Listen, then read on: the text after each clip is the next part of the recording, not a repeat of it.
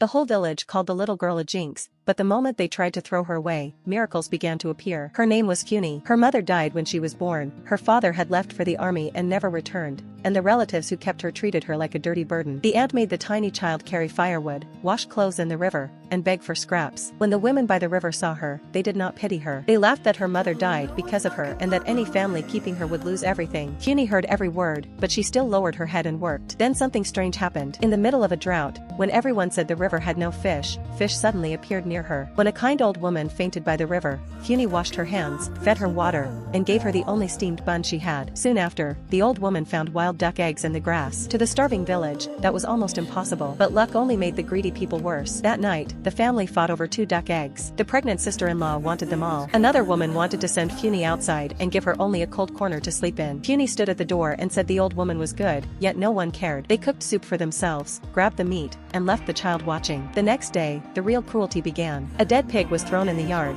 and the greedy aunt instantly blamed Funi. She shouted that the child had cursed the family, cursed her own father, and brought death wherever she went. Funi broke down, holding her father's photo and crying that her dad was not dead and would come back for her. But the aunt did not care. She only wanted to get rid of her. The village chief stepped in. He knew the girl was innocent, but no one wanted one more mouth to feed. The greedy aunt even demanded grain before letting Funi go, as if the child were a thing to be traded. Everyone argued in front of her. Some called her a burden, some called her a jinx. Funi only clutched the photo and whispered that if she left, her father might never find her. Just then, one woman stood up. She was poor, her husband was weak, and she was already pregnant, but she still said she would raise Funi. Her own in-laws were furious. The mother-in-law said one sick son was enough trouble. The sister-in-law mocked her for bringing home a curse, but the woman refused to back down. She took the little girl by the hand and brought her home. Everyone thought Funi would destroy that family, but the opposite happened. The leaking wall she found turned out to hide a warm spring. The yard that looked poor suddenly became valuable. Even the old woman who first rejected her began to soften and called her a granddaughter. The jealous relatives panicked. If Funi was not a jinx, then all their abuse would become a joke. So the greedy aunt came back again. She stood on the wall, cursed the child, and screamed that Funi would ruin the new family too. The girl trembled and cried that she was not a disaster. This time, the old woman held her tightly and protected her. The aunt tried to humiliate them in front of everyone,